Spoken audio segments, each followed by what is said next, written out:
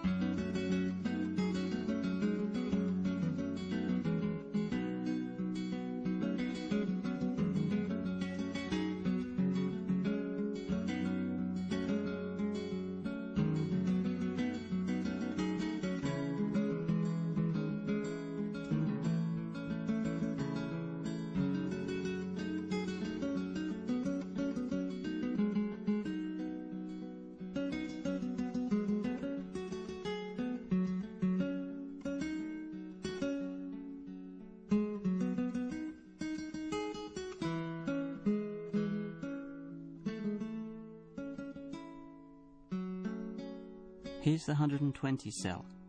Let's try to understand its geometry better.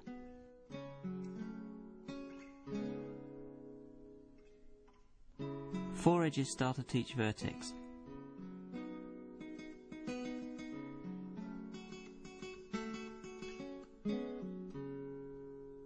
The two-dimensional faces are pentagons.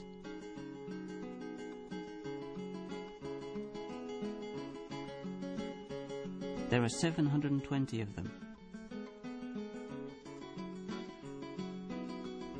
These 720 pentagons form 120 dodecahedra.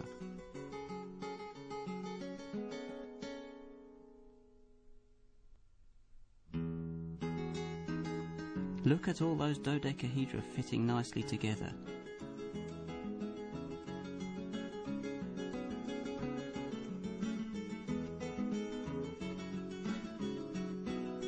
Isn't that amazing?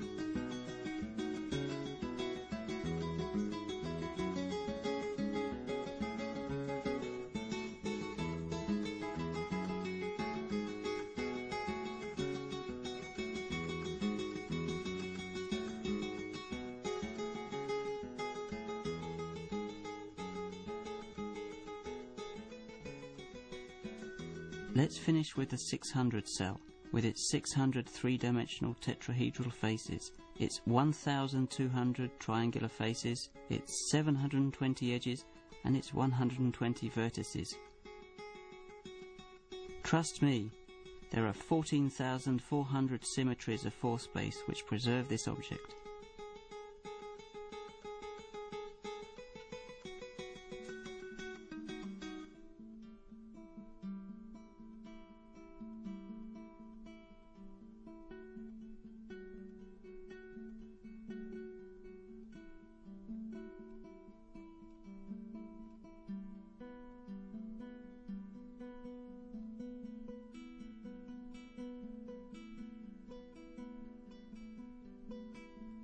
Well, there you are, we're done with our first voyage into the fourth dimension.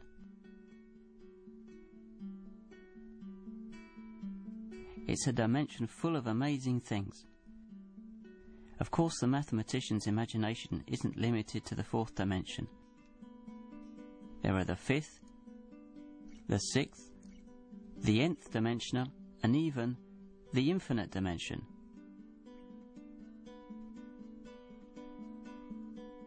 Each dimension has its own character, but it has to be said that the fourth is the prettiest. Why? Maybe because after all, it has a sort of physical reality. Einstein's relativity theory, dating from the early 20th century, postulates that space and time are somehow bound together into a four-dimensional space-time.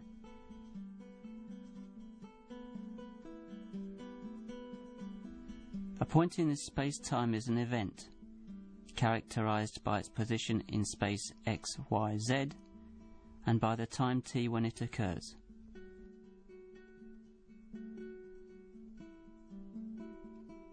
Dealing with relativistic physics therefore requires an understanding of four-dimensional geometry.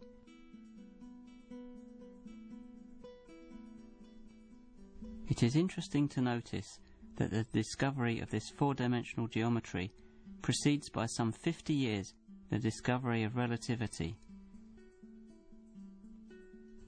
It's one of the many interactions between mathematics and physics that the history of science delights in.